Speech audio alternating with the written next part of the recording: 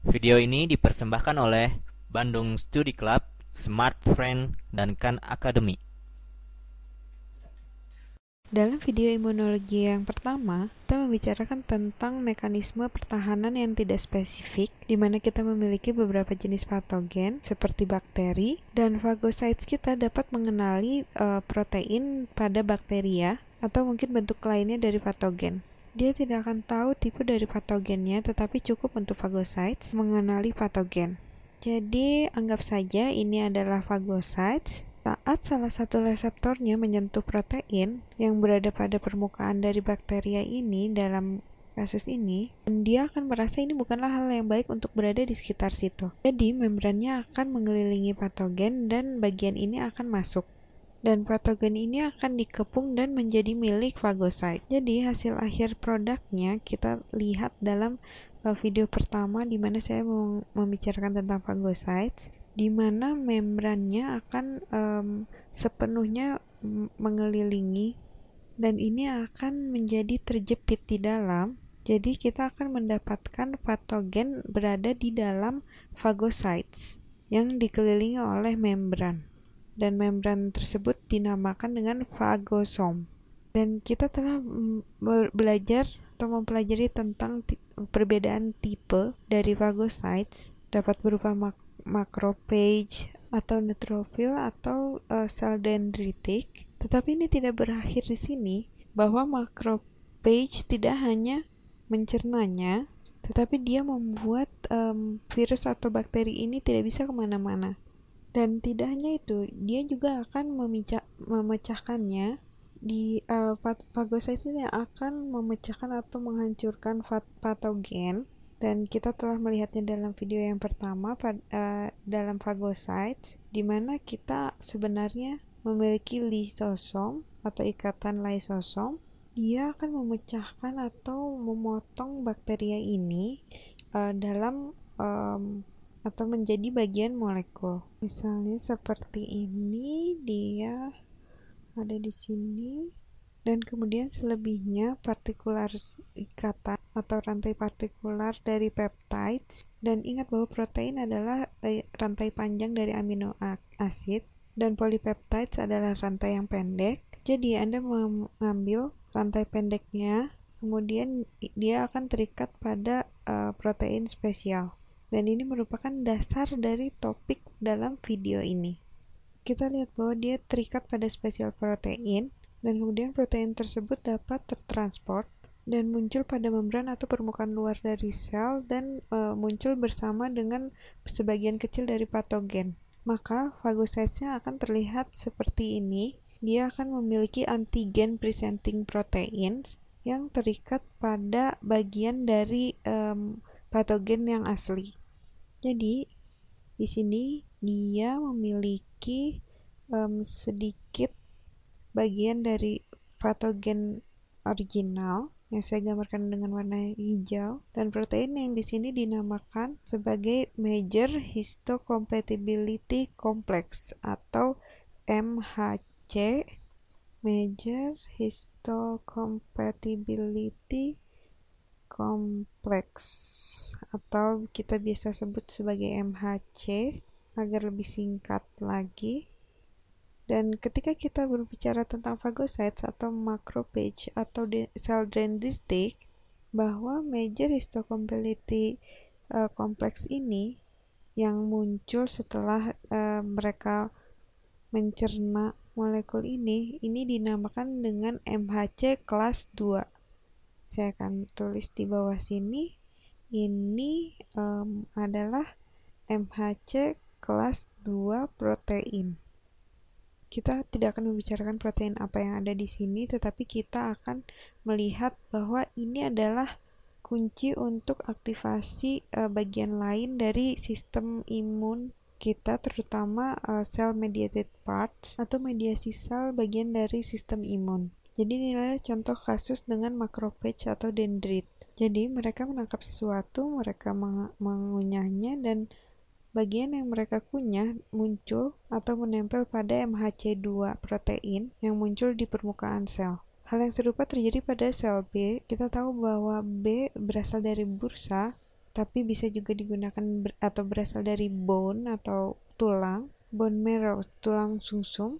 Jadi kita punya sel B di mana membrannya terikat pada antibodi atau antibodi terikat pada membrannya. Ingat, dalam B cell setiap membran memiliki 10.000 antibodi dan semuanya memiliki bagian variabel yang sama. Jadi ini adalah sel B, dan ingat ini tidak spesifik. Dan ketika kita membicarakan tentang fagositosis, sel B hanya bilang, Anda adalah bakteri ya, Anda adalah virus, dan saya tidak tahu apa jenismu, dan saya hanya akan memakannya. Dan ketika kita berbicara tentang sel B, kita membicarakan tentang adaptif atau spesifik imun system. Di sini membran mengikat antibodi yang spesifik terhadap bagian yang memiliki patogen yang jelas dan epitopes yang jelas atau pasti. Ingat bahwa epitopes adalah bagian dari patogen yang spesifik dapat mengenali dan mengikat. Jadi anggap saja kita bertemu dengan virus, dan virus itu terikat pada sel B. Ingat bahwa mungkin ada banyak sekali sel B di sekitarnya. Akan ada banyak sekali sel B dengan porsi variabel yang berbeda. Inilah yang membuat saya takjub dengan sel B, karena dia dapat membuat jutaan kombinasi dari variabelnya, porsi variabelnya, untuk membentuk antibodi, atau dari akhir variabelnya dalam antibodinya atau di proteinnya ini di sini. Oke, jadi kita punya virus, atau mungkin sebut saya di sini bakteria. Ya, jadi sekarang kita coba dengan bakteria. Mungkin sebelumnya saya sering bilang dengan virus, tapi sekarang kita coba dengan bakteri. Dan di permukaannya dia terikat atau menempel pada sel B ini, dan hanya pada sel B yang ini karena dia memiliki kombinasi yang tepat untuk bakteri tersebut. Dan bagian yang terikat pada sel B tersebut dinamakan dengan epitop.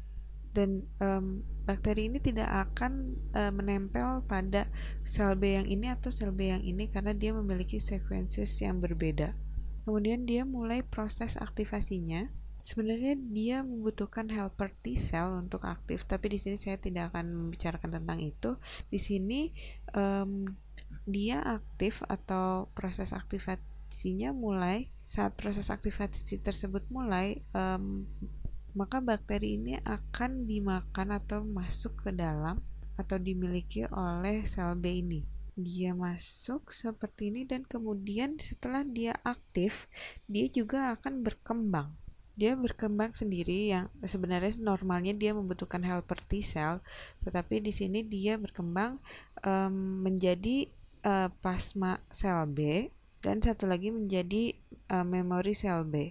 Jadi ini memori, yang ini plasma, dan sel plasma B ini akan menghasilkan atau memproduksi jutaan antibodi yang seperti ini, sehingga dia bisa menangkap lebih banyak dan lebih banyak lagi patogen yang seperti itu. Dia akan menangkap seperti ini, macrophage atau phagocytes akan memakan ini semua, dan inilah yang terjadi ketika sel B ini teraktivasi. Dan hal menarik lainnya yang akan dilakukan oleh sel B ini adalah dia juga melakukan apa yang phagocytes lakukan. Sel B juga akan menangkap atau mengambil si bakteri ini masuk ke dalam, dan mungkin bakteri ini menempel pada antibodi, kemudian dia akan menghancurkannya menjadi bagian-bagian kecil yang akan dimunculkan pada MHC. Jadi dia akan menempel pada MHC2, kemudian muncul atau nampak di permukaan. Jadi sel B ini juga akan menunjukkan antigen. Jadi ini adalah yang muncul adalah MHC2, Major Histocompatibility yang 2, dan histo ini berarti adalah tissue. Oke, saya tidak akan membahas lebih detail tentang itu. Nanti akan saya bahas. Di sini berarti ini juga adalah MHC2. Jadi di sini sel B ini akan mengenali virus yang spesifik, bakteri yang spesifik, atau protein yang spesifik. Dan untuk phagocytes, dia hanya akan bilang, oh ada benda yang tidak biasa, saya akan memakannya. Saya tidak tahu tipe bakteria apa atau virus apa atau protein apa. Tetapi dalam kedua kasus ini mereka sama-sama memilikinya atau memakannya masuk ke dalam dan menghancurkannya, mengambil bagian kecilnya yang dimunculkan di permukaan dalam MHC2. Dan sel yang melakukan ini dinamakan dengan professional antigen presenting cell. Jadi dia di sini akan bisa aktif dan dapat mengenerate antibodinya. Jadi ini dinamakan dengan professional antigen presenting cell. Dan antigen itu sendiri adalah bagian kecil dari patogen yang muncul di permukaan dan menempel pada MHC2. Maka ini dinamakan karena ini presenting di antigen atau menampilkan antigen, maka dia dinamakan antigen presenting cell. Dan dikatakan profesional karena dia mengambil atau menangkap patogen dari luar dari fluida yang ada di sistem kita, dan kemudian mengerumuninya dan menangkapnya dan menghancurkannya dan kemudian menunjukkannya. Sekarang ada juga non-professional antigen presenting cell, tapi saya akan membicarakannya atau menjelaskannya dalam video selanjutnya. Saya tidak akan menjelaskan di sini karena mungkin akan terlalu panjang.